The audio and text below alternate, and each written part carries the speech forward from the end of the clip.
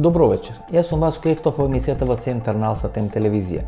Вие сте на вистинското место, почитувани гледачи, бидејќи во наредните 50 на минути и вие и јас имаме право да знаеме вистината.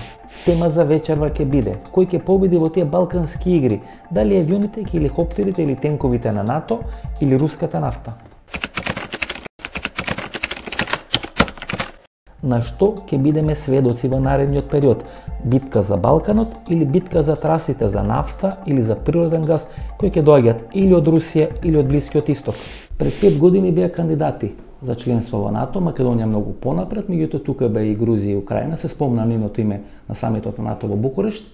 Гледаме лани што се случи во Грузија, сега се случува на таква улична демократија во Украина. Каде се изгубија тие шанси? Букурештот самит беше прогласен за самит на полууспешно проширување на алијансата, со тоа што Македонија и натаму остана пред самите врати на НАТО, како држава која што можеше да влезе, доколку го реше проблемот со името, додека за Украина и Грузија интервенираше руската дипломатија и Путин, кој што беа многу лути да некој пред нивните порти практично се здобие со акционен план за членство и го сметаа како непријателски акт. Значи Русија не стана против Македонија, туку против Украина и против Грузија. И што ќе прави денеска НАТО? 2008 година планираше во своето царство или во своето семејство да ги вклучи Македонија и посебно Украина и Грузија, односно да дојде до самата граница или да влезе во самиот стомак на советската или на руската империја. Денес не успеа во два од тие три своји стратешки проекти и тука се поставува клучното прашање: што ќе прави сега НАТО? Ќе бега или ќе се предава? НАТО прво во однос на Грузија и Украина беше поделен. Со тоа што европските држави, пред се Франција, Германија, имаа поголем респект за интересите на Москва и не сакаа по секоја цена да играат на оваа карта на која што играше тогашната администрација на Буш. Тука е клучно прашањето или е клучна дилемата дали Путин и Русија ќе дозволат структурите или тенковите на НАТО да до самата руска граница, да влезат во Украина и да влезат во Грузија, односно во стомакот на Русија, и при тоа треба да се респектира историскиот факт дека Сталин е со потекло од Грузија, а Никита Хрушчов е со потекло од Украина. Сергеј Лавров рече дека има неколку црвени линии во руската политика, Путин тоа го повтори. Не верувам дека Путин може би ги разбира толку добро работи колку што ги разбира Лавров, но категорични се русите дека нема да дозволат доближување на НАТО до самата граница на Русија, посебно мислат на Украина, веројатно делумно и на Грузија. I cannot imagine any Russian government to accept NATO expansion to Ukraine. Georgia is secondary. Georgia is, so to say, it was a test rather by Americans whether it was possible to create a small American exclave close to Russian borders. But Ukraine matters. Ukraine matters for strategic reasons. Украина доброволно, условно речено, се откажа да не биде нуклеарна сила. Зошто? You know, in the beginning of 90s, Ukraine had the third nuclear potential in the world. I mean, nuclear weapons arsenal. And in the beginning of 90s, in the beginning of independence, it was a huge pressure from both sides, from Russia and from the United States, for Ukraine to give up its nuclear weapons. Кога ги гледаме сите тие настани кои денес се случуваат во Украина, тука се поставува клучното прашање дали во Македонија може да се случи украинско сценарио. Истите тие дилеми беа кога се случуваат тие големи немири во Грција, кога се случува немирите во Србија или претходно во Албанија. И тука се поставува клучното прашање дали во Македонија постои амбиент да биде спроведено или да биде реализирано на такво украинско сценарио. Според мене, постојат барем 3 причини да се одговори негативно на прашањето дали во Македонија е можно украинско сценарио. Како прво, во Македонија не постои постои навика за тоа. Во Украина постои навика, бидејќи беше спроведена портокаловата револуција. Во Грција постои навика, бидејќи во изминатите 50 или 60 години преку улица се тумбани или се рушени мноштво на грчки влади. Во Бугарија постои навика за тоа, бидејќи владата на Жан Виденов 95-96 година беше турната или беше соборена преку улица. Во Македонија не постои навика за тоа. Всушност навиката преку улица или преку улични протести да се менуваат владите се создава преку голем број на неуспеси на тој план. Како второ, не постои медиумска подршка за едно такво сценарио, бидејќи и во Украина, и во Бугарија, и во Грција, пред да дојде до тоа соборување на властите или реализација на тоа украинско, бугарско или грчко сценарио, медиумите или поточно речено телевизиите ја сменија страната. И како трето, да биде реализирано такво сценарио, клучното е да биде погодено времето. Во Македонија денес слушам одредени ламентирања дека отпорот бил струшен од внатре и дека затоа не успел, што не е апсолутно точно, бидејќи отпорот беше слаб грмеж. Во отпорот немаше ни доволно луѓе, ни доволно енергија, ни доволно енергичност, односно решеност нешто да се направи. Ако имаше можност да биде направен отпор во Република Македонија, тоа беше на 5 декември 2010 година, кога во најголем број Скопје не излегоа на оној марш на опозицијата на СДСМ по скопските улици, кои имаше некаде помеѓу 80 и 100.000 луѓе. Отпорот беше само една бледа копија на тој марш од 5 декември 2010 година. Случајно или намерно, ако човек ги гледа тие геополитички некои разврски, пред една година во Грузија протести, денес во Украина протести, 8 или 10 месеци во континуитет протести во Бугарија, и кога човек ги погледне сите тие позиции кај што се наоѓаат тие држави, се наоѓаат токму на местото кај што поминат главните траси на нафтоводи или на гасоводи. Случајно ли е тоа?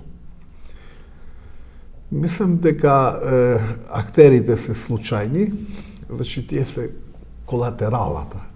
А главната битка е Каспикот, значи наоѓалиштата на газ кои се огромни и транзитните држави низ кои треба да транзитира газот. Така што сега практично се води една многу жестока војна меѓу доминацијата на источните проекти или руските проекти и западните проекти, како што е Јужниот тек, како што е Газпром и незините ќерки, како што е ТАП сега, значи гасоводниот систем кој е многу важен за Балканот, кој можеме подоцна да го објасниме. Како што е Набуко, например, кој последно време, иако се мислеше дека нема да заживее, но тој и веќе стартира. Така што конкретно во Украина, значи во Украина проблемот е тоа што низ нејзина територија транзитираат околу 90 милиарди метри куб газ. Тоа е пари. Тоа се огромни пари. Тоа се огромни пари. Русите се обидоа преку тој северен крак на гасоводот целосно да ја заобиколат Украина. Меѓутоа, знаете, Украина е на патот на таа најдиректна линија помеѓу Русија и Германија.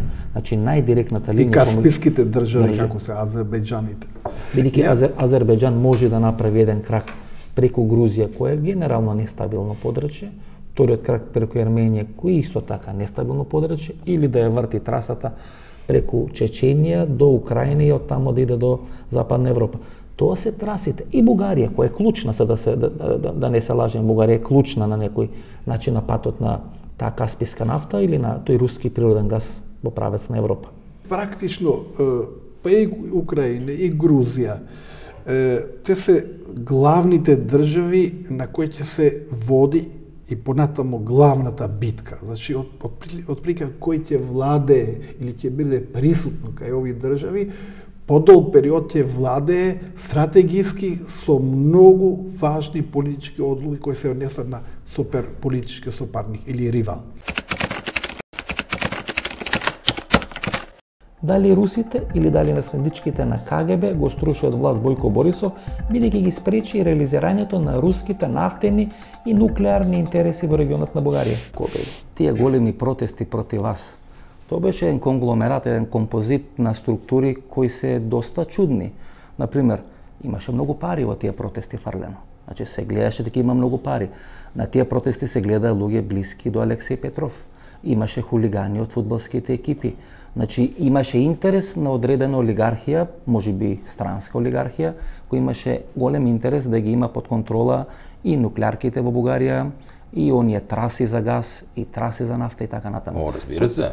Разбира се, ние много интереси на практика нарушихме. Милиарди са се крали от ядрената енергетика. Ние го спряхме този проект. Спряхме Бургас Александрополос. Дадохме на концесия проучването и добив на газ и нефт в Черно море на най-големия европейски консорциум, изграден от ОМВ, Тотал и Рапсол. Австрийци, французи и испанци. Премахнахме посредниците за доставка на газ. По 200 милиона на година губят от това. Директно и намалих цената на газа с 20%. Па тогаш не треба да се чудите зашо ве симна од власт. Как да не се чуда? Тие луѓе имаат интерес да ве симнат од власт. Разбира се.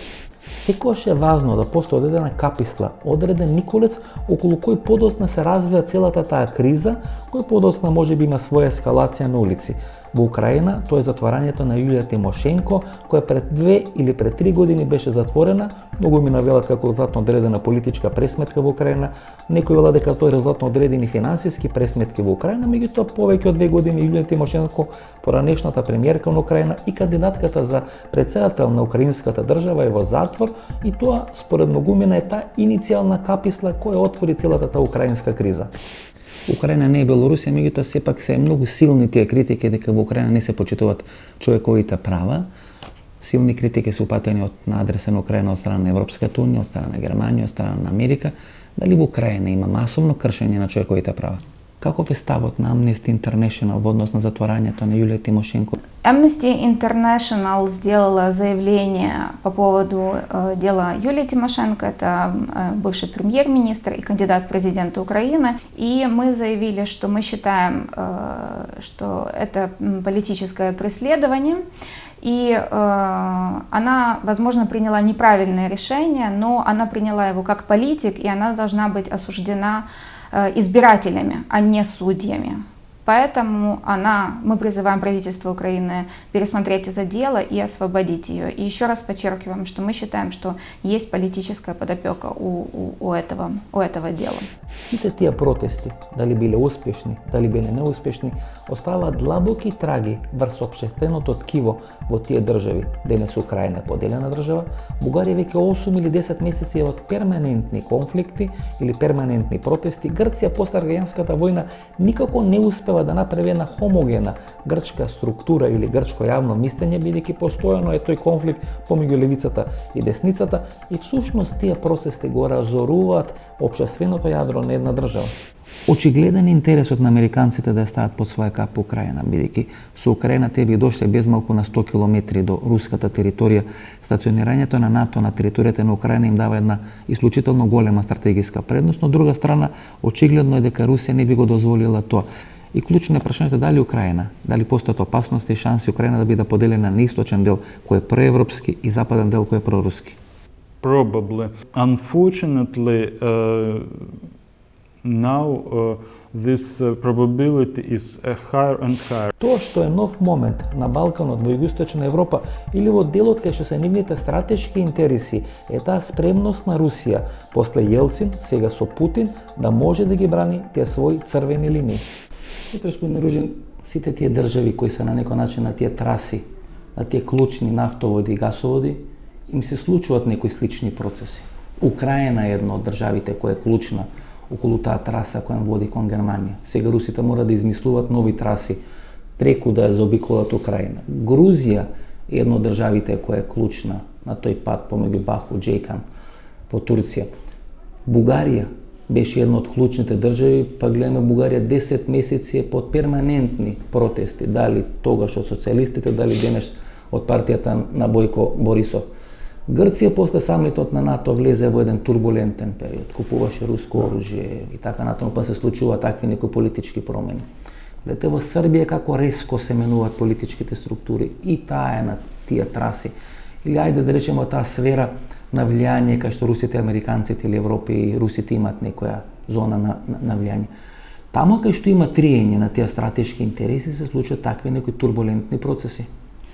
Значи, прво би сакал да истакнам дека Балканот геополитички се преструктуира после интервенцијата на Соединетите Американски држави и останатите сојузници врз Косово и Србија. Во кој правец? Затоа што сепак на Русија не и беше едноставно, што најнапред Црна Гора се отцепи од СР Југославија, после тоа Косово се здоби со независност и се создаде една, би рекол, за руските интереси неповолна ситуација на Балканот. Се изгради Бонстил, а патиштата кон Каспиското море, кој е всушност главниот влог на нивниот ривалитет, води исто така преку Балканот. Овде се покаже дека Газпром е посилен од нафтеното американско лоби во тој дел на светот. Газпром денес е на некој начин како појака коњица од времето на руската црвена армија. Или Газпром завршува многу поголема работа за русите или Роснефт, отколку што завршуваше црвената армија за руските интереси во време на студената војна. Па, бизнисот сегогаш е многу јак. Значи, русите со помош на Газпром реално се наметнуваат како релевантен фактор. Не само во Европа, туку и во меѓународната заедница, затоа што проблемот тука не е во однос на само Европа како географска содржина, туку и како НАТО. Гледате како се менуваат времињата, почитувани гледачи. Тоа што црвената армија многу тешко со авиони и со тенкови го правеше пред 40 или пред 50 години, дали во Чешка, дали во Маđarска, дали неуспешно против Титова Југославија, денес многу полесно, со многу помалку жртви и со многу помалку штети, а со многу поголеми резултати го прави Русија со Газпром или со таа природна нафта и тој природен газ кој го имаат во изобилие. Турбулентни се тие процеси, посебно тамо кај што има интерес помеѓу американците и русите, постојано и во Грција, претходно во Бугарија. Сега се случува драматично поместување на српските интереси во правец на Европа. Што ви очекувате, може ли се смени таа една геополитика на Балканот? На Балканот се случи исто така едно поместување во однос на геополитичкото значење пред се на Грција.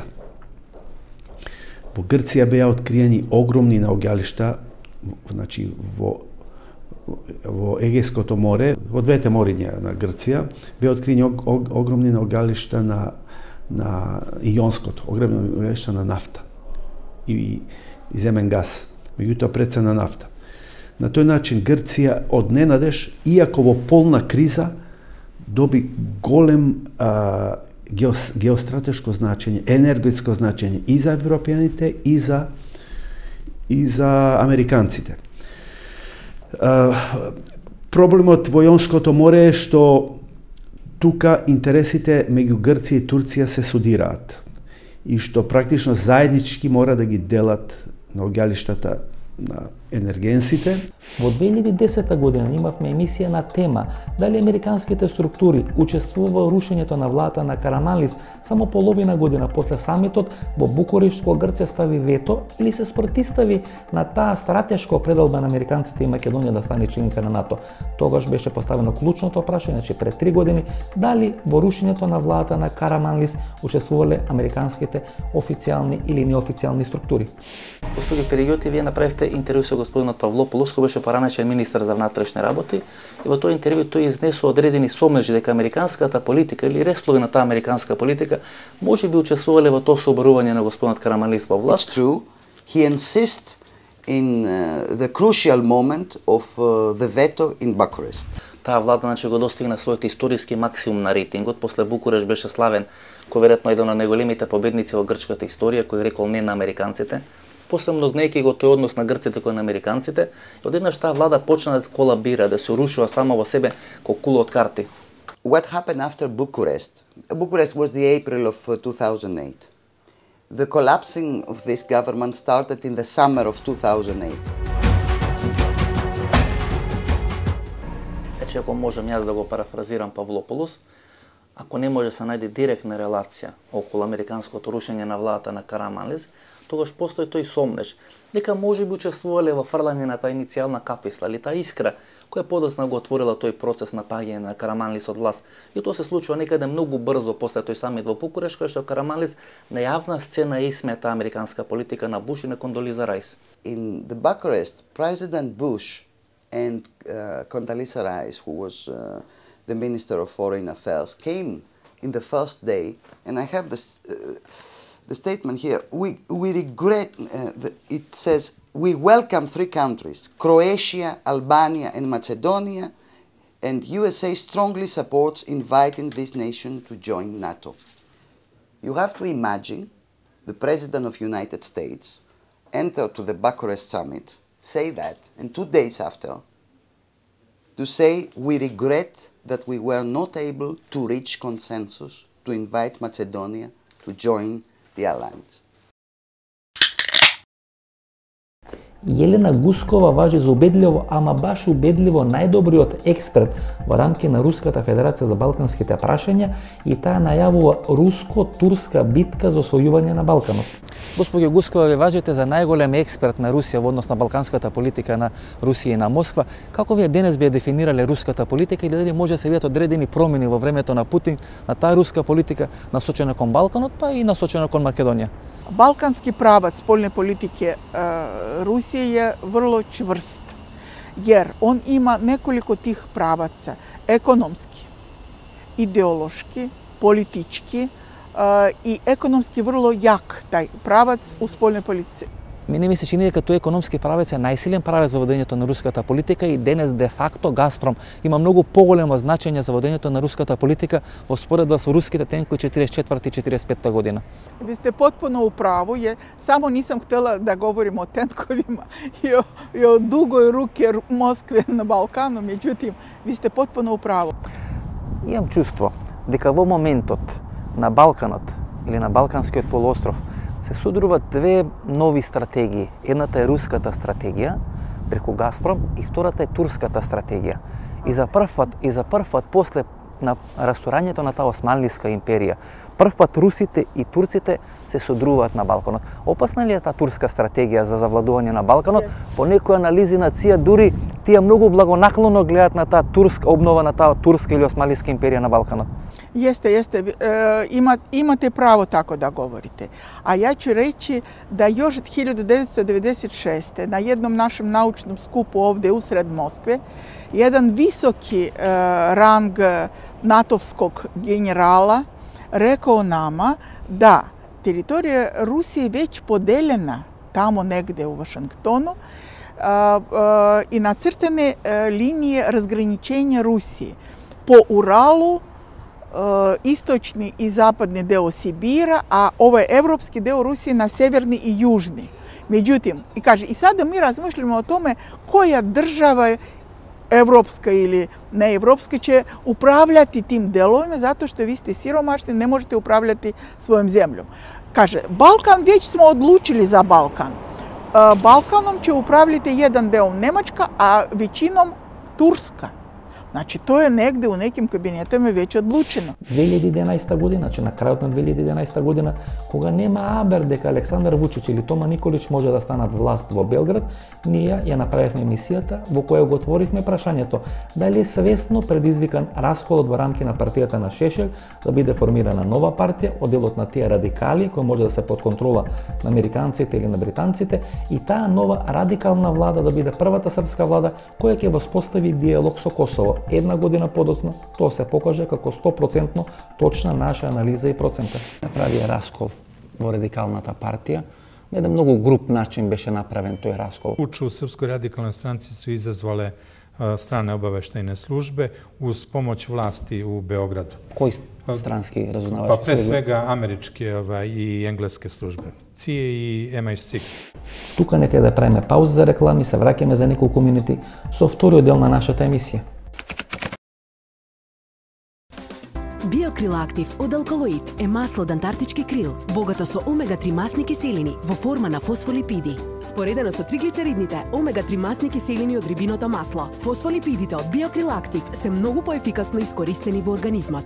помага во регулирање на нивото на холестерол во крвта. Комплетен извор на есенцијални масни киселини, природен антиоксиданс астаксантин, биокрил актив, клинички испитан производ на Универзитетската клиника за кардиологија во Скопје. Благодарам за превозот. И со што се занимаваш? Што работиш? Оваа година одмарам, па ќе видим. Интересно.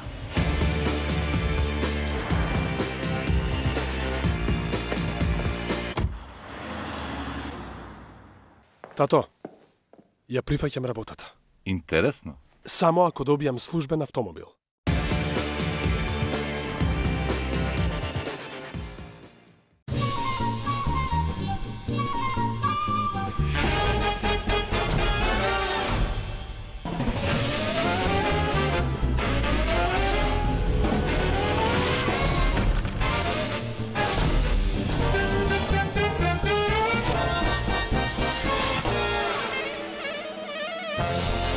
Блокмакс ефикасен при различни типови болка. Од алкалоид.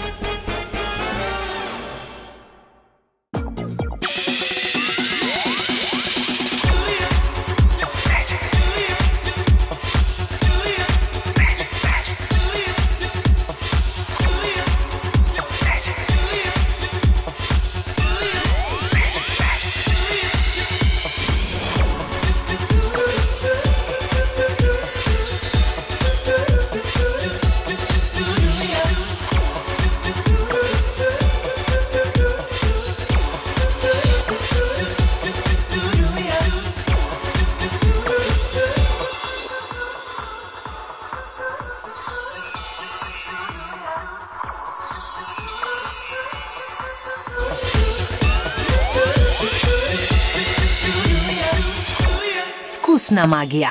Бонитас. Немате идеја што да купите за подарок? Се прашувате дали ќе му се допадне подарокот на оној за кого е купен. За родендени, годишнини, свадби, дипломски. Сега има сигурно решение. Картичките за подарок на Евростандард банка се вистинскиот подарок за секоја прилика. Евростандард банка. Дали почнува финалната битка на големите сили за Балканот? На Балканот се случи исто така едно поместување во однос на геополитичкото значење пред се на Грција. Мислите дека тие нови наоѓалишта на природен газ, а посебно на нафта во Егејското и во Јонското море, дека ја зголемува таа стратешка позиција на Грција? Секако. Што ќе биде посилно, авионите на НАТО или нафтата на Путин? Значи Македонија има загубено директни инвестиции околу 15 милиарди евра. Зошто во Македонија не е возможно украинско сценарио? Ако порано зборувавме за борби за територии, подоцна зборувавме за борби за идеологии, па подоцна зборувавме за борби за одредени верски прашања, денешните борби, условно речено, се борби за нафтените или гасоводните траси кои носат многу пари за луѓето кои ги контролираат. Во еден временски период Бугарија се фалеше дека е главната точка преку која се прекрстува сите тие нафтоводни и гасоводни патишта од истокот према Западна Европа. Русија ќе гради сега нуклеарка во срцето на Европската Унија. Прва нуклеарка во срцето на Европската Унија ќе биде во Бугарија, Белане. Бугарите го спреча тој крак Бургас Александрополус и падна Бојко Борисов. Грција станува интересна бидејќи најдоа нафта и природен газ. Претходно беше интересна поради тој увоз на руско оружје и секогаш на некој начин беше најнестабилен зап во вилицата на Европската Унија и на НАТО Грција бидејќи сега двојна игра. Секојаш играше двојна игра. Србија е интересна држава. Русите очекува дека ќе добијат најсрпското раководство во својата историја. Испан дека Александар Вучич игра по европска политика од Борис Тадич и Зоран Џинџич заедно. Интересни ситуации, ми се чини дека само Република Српска, Додик и Република Македонија не знаат кој пат да го фатат. Прво, за Република Српска сега би се воздржал од тоа, затоа што сепак тоа се амбиенти кои треба можеби дефинитивно да се дефинираат. Јас велев дека надвор од Европа ќе останат само босанските срби, косовските срби и македонските, условно ВМРО-вските срби. Испадна дека овие косовските срби и тие ќе се договорат. и ќе најдат некој решение, ќе остане само босанските и условно речено Прво мора да доморовските кажеме срби. дека србите се успешно се промовираат како лидери во регионот. И практично нивната релеванција зајакна со голема брзина, така што тие се веќе стануваат омиленици и на Европската Унија, дури и на Вашингтон. Но успешна приказна, апсолутно успешна приказна и здрава политика. Значи, напротив сите очекувања кои мисле дека овие се радикали и можеби идејата им е да се заоши ситуација, да игра со национализам, да доведат војни, до поделба на Босна, до војна на Косово и не знам што. Напротив се случи сосема спротивно. Минатата недела го прими во официјална посета Мило Џукановиќ. Пред 3 години го избрка амбасадорката на Црна Гора од Белград, кога Црна Гора го призна Косово. Сега Мило Џукановиќ дојде во официјална посета на највисоко ниво кој на времето Тито кога одеше во Америка или во Кина, кога ги правеа тие дочеци. Тоа покажува веќе едно стратешко отклонување во правец на Европската Унија, можеби не во НАТО, бидејќи нели се уште се свежи тие траги од бомбардирање, меѓутоа во правец на Европска Унија сигурно. Најверојатно тие веќе стартира со преговорите од почетокот на наредната година и тоа е абсолвирано веќе. Но вториот дел од прашањето Македонија, за жал Македонија е исклучок на сите исклучоци. Таа со погрешна политика ги прокоцка најважните проекти и од раскрсница, значи балкански крстопат станал слепоцрево. Практично е прокоскан коридорот 8 за кој веќе 10 години значи не се пуштат никакви пари. Од Европска Унија веќе 6-7 години значи не се дава ни евро за тоа. Тоа е мртов коридор. Што за Македонија значи живот. Второ, значи проектот Амбо веќе не се спомнува никаде, тоа исто испадна од комбинација и сега гасоводниот систем и тој не заобиколи, затоа што имаме систем ТАП, Trans-Adriatic Pipeline, значи трансјадранската врска, гасоводниот систем, кој ќе почне практично од Азербејџан преку Иран, северниот дел на Грција, Јужна Албанија и Италија. Другиот крак продолжува за Црна Гора, Хрватска, Словенија и така натаму. Значи Македонија пак останува слепоцрево. Ја мислам дека кажано со цифри, според многу подобрите познавачи на оваа материја, значи Македонија има загубено директни инвестиции околу 15 милиарди евра.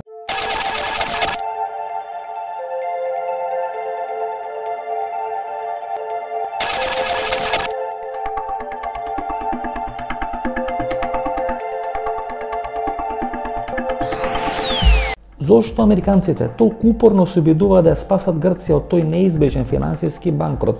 Дали можеби одговорот на таа дилема треба да се побара во прашањето дали тие грчки нафтени наоѓалишта кои се најдени во Егејското, а посебно и во Јонското море, можат да направат Грција главен стратешки играч на нафтен план на американците во регионот на Југоисточна Европа? Како колатерална штета на овие нови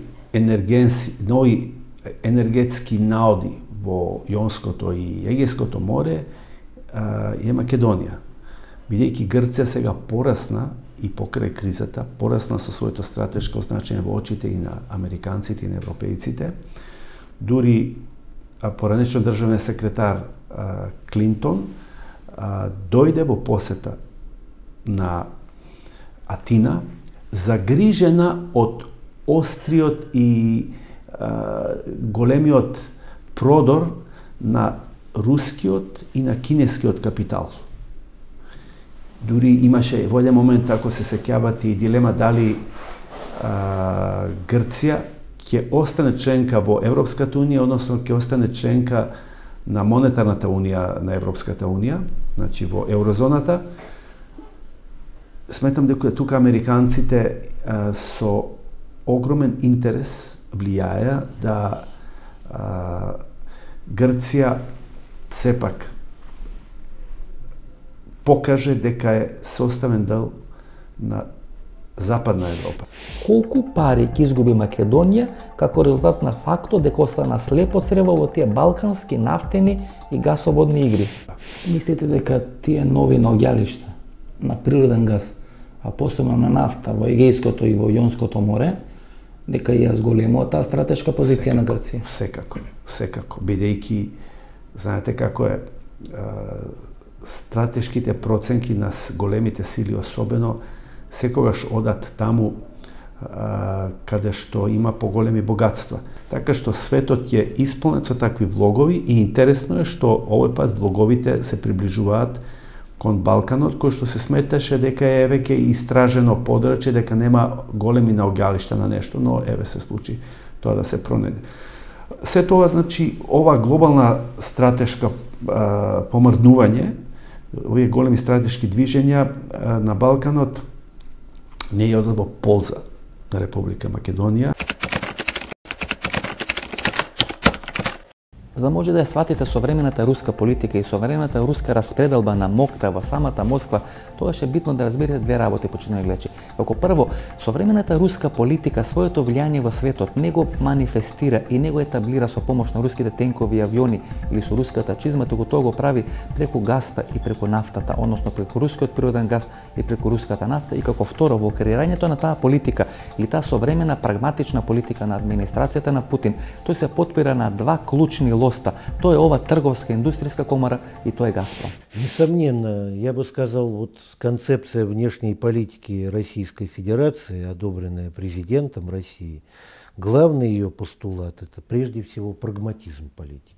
Господине Петро, вие сте вице-председател на Руската трговско-индустријска комора или како што тука во Москва се вели, тоа е Ватикан на рускиот бизнес, бидејќи голем број на председатели на оваа комора биле поранешни министри или биле поранешни премиери, па дури биле поранешни шефови на КГБ како господинот Евгений Примаков, кој до пред неколку години беше прв човек на оваа институција кој исклучително мокне и влијателна тука во Русија. Евгений Максимович Примаков никакого отношения к КГБ не имел.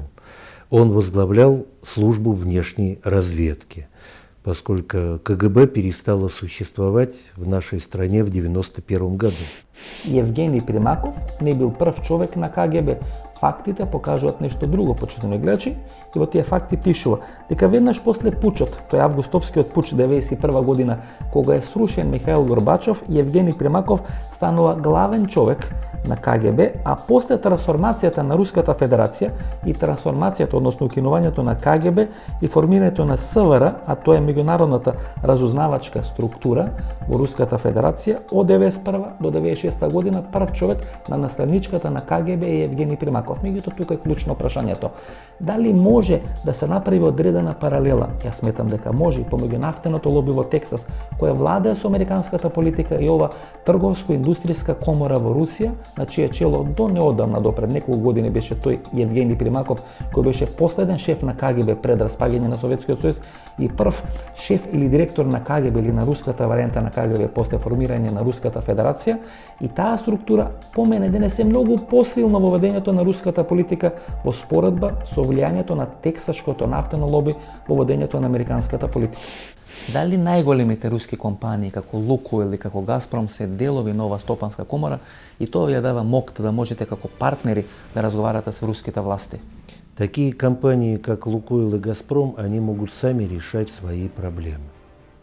У них есть соответствующие уровни связей и в парламенте, и в правителстве. Ние денес снимаме во трговската индустријска комора, снимаме со вториот човек на таа комора или исклучително влијателен во политичките бизнес кругови во Москва, бидејќи ова комора располага со огромно богатство. Например, има акции во Експо, има акции во меѓународниот бизнес центар во Москва и не може политиката на Путин да биде реализирана надвор од територијата на Русија, па и во самата Русија без консултации со оваа комора. Порано се говореше дека нафтеното лоби ја контролира политиката во Америка. Денес кој гледаме цените на светските берзи, посебно цената на гасот, посебно цената на нафтата, имам чувство дека и руското нафтено лоби владее со руската политика. Естествено, наш бюджет, вы правы, зависит в значительной степени от доходов, от экспорта нефти и газа. И мы не заинтересованы в том, чтобы цены на нефть были ниже, чем издержки. За Русија е клучен тој регион на Каспиското море или тој Кавказски басен, бидејќи тие може да им представат конкуренција на руската нафта и на рускиот газ. Затоа руските стратешки интереси се како да го освојат тој Кавказски регион и тамо да наметнат својата доминација која до пред 20 години беше евидентна, бидејќи тие бе еден составен дел на Советскиот сојуз. Денес тамо е присутен американскиот капитал, американскиот капитал е присутен во Азербеџан, политички се во Грузија, после изборите и поразот на Саакашвили тоа ќе биде малце потешко да се реализира. Присутни се во Турција и Русија ќе треба многу внимателно да ги влече потезите како би засилила својата улога во тој регион. Што правиме со тој Касписки регион кој се смета за еден од клучните региони на новата светска геополитика? Тамо се наоѓаат држави кои настана по распаѓањето на Советскиот сојуз, тоа е Азербеџан, тоа е Казахстан, тоа е Грузија. Тука поминуваат дел од тие најзначајни траси на гасоводи или на нафтоводи, Баку, Тбилиси, Џејкан. Тие се многу битни, тие се многу клучни, бидејќи треба таа руска нафта, тој руски газ или тој Касписки газ да го донесат до тие големи потрошувачи во Западна Европа. Вы знаете, компания «Лукойл» уже начала эксплуатацию очень перспективных нефтяных месторождений. Вы упомянули тему трубопровода, в том числе Баку, Тбилиси, Џејхан. Наша цель – это не установить свое влияние в этой зоне. Поверьте мне. Дали денес американците ќе можат мирно да гледат како Путин го реализира својот проект на обнова економска, а може би идеолошка, а може би територијална, не дај Боже, на поранешната Советска империја. Зашто е прашно спомнам Украина и Грузија? Па Сталин е со потекло од Грузија.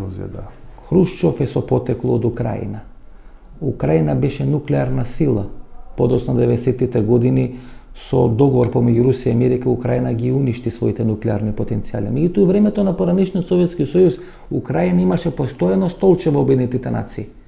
Бидејќи на тој начин се покажуваше силата и големината на Украина, 50 милиони жители, без малку територија колку една Франција, најмногу жртви по глава на жител во Втората светска војна, првата борбена линија на руските офанзивни или одбранбени потенцијали е во Украина, држава која може пола свет да храни преку тие своји житници. Значи, и НАТО сосема разбирливо сака да влези, русите сосема разбирливо не ќе да дозволат. Грузија е друга. Тоа е оној пат, она траса Касписка, нема од кај да поминува, ќе поминува или преку Ерменија, кај што се стационирани руски војници, границата помеѓу Ерменија и Турција бранат руски војници, или ќе поминува преку Грузија. Од Баку они не може да лета од кај ќе одат, или ќе одат преку Чеченија, или ќе одат преку Грузија. Че стратешки се тие интереси, колку што гледаме, русите многу погрчевито и многу посилно се борат за тие своји стратешки интереси отколку американците. Тоа практично станува руско ловиште, би рекле, руско стратешко ловиште кое што нема да го пуштат така. Им го остават. И мислам дека американците тоа го знаат. Деновиве гледам како украинците го струшаа споменикот на Ленин во Киев, па велам ко овде има толку простора споменици, да ставиме еден споменик на Ленин, можеби ќе кажеме какви се нашите стратешки определби. Русите велат дека би граделе, јас имав минатата година серија брифинзи, па дури на највисоко ниво во Газпром, русите велат дека тие би го граделе кракот низ Македонија само под услов ако тој пробие до Албанија и преку Албанија да може да се префрли на италијанска територија. Ако тоа не е интересот на русите, ако русите не најдат таква стратешка можност преку Македонија да пробијат во Албанија и преку Албанија во Италија, тогаш нив не им ни треба, економски не е исплатлив тој крак за Македонија. Ке зијаме некој крак или некој газ или од Кјустендил или не знам од Лесковац до кај им се стигнати оние краци. Моите информации говорат дека тој крак кој би продолжил за Албанија би отишол преку Србија. Значи од Јужна Србија, Косово, Албанија. Значи пак се заобиколува со најновите анализи на Македонија. Русофили да сме и со тој крак да не заобиколат. Значи ние на крај станавме русофили, значи на крај путинисти ќе станеме. Ја мислам дека не е опрашање тоа дали се русофили или американофили, или тука едноставно проценките, затоа што Газпром стана сериозна мултинационална компанија која си прави анализи, тука нема емоции. Туку значи нема ни верски, ни етнички емоции. Ами они споменикот Украина. Само бизнис е. Они споменикот на Ленин што го струши Украина да го изградиме овде место Цар Душан, можеби ќе ни пуштат русите некој крак тогаш. Ја мислам според фантазиите што го има, ние можеме на споменик на Груевски да му изградиме негде, а најдобро најверојатно у Атина, затоа што најмногу што профитирале од неговата лоша политика тоа се грците. Значи практично со нова лоша политика тие го подкопуваа комплетно коридорот 8 и се направи нивна алтернатива, значи северниот дел на автопатот кој завршува во Игуменица, тоа е нивната варијанта на Вија Игнација. И гасоводниот систем ТАП плюс сега, плюс оптичкиот кабел, што веќе стартира наредната година, значи се што е сработено тука, кога големите играчи проценуваат дека нема сигурна стабилност во Македонија, значи се граде во северниот дел од Грција, делумно, значи автопатот Албанија, мислам Драч и Морина кон Косово, кој веројатно ќе продолжи низ Косово и Јужна Србија до Бугарија. Значи Македонија останува практично слепоцена во затвора. Значи практично кажено, ние сега се наоѓаме на една железничка станица, на еден перон, а никој не ми кажува дека возовите тука веќе не проаѓаат. Така. Значи ние сме у некој слеп колосек, каде што веќе нема ни локомотиви и ништо, а ние цело време си пееме и се надеваме нешто. А ние ги тресиме вагоните, сакајќи на тој начин да покажеме дека еве се движиме. Да. И што е најлошо? Мислим и реторички, како пропаганда, водството, значи ова што постојната власт се однесува како некоја љубовница, љубоморна, која имала повеќе љубовници и час сака некој од нив да го прави љубоморна, час другиот. А тие не се толку заинтересирани за неа затоа што ниту е убава, ниту е богата.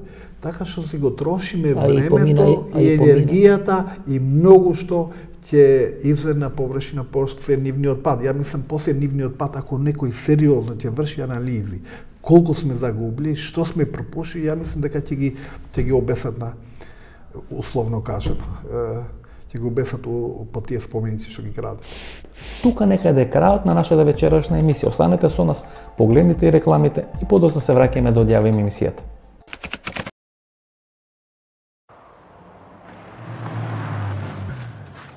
Благодарам за превозот.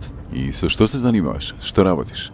Оваа година одмарам, па ќе видим. Интересно.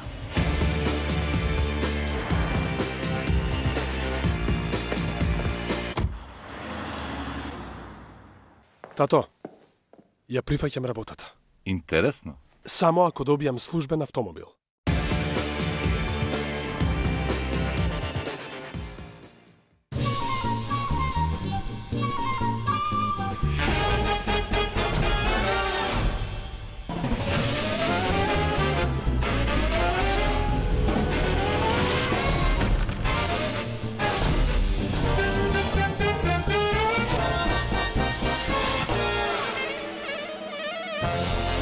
Блокмакс – ефикасен при различни типови болка. Од Алкалоид.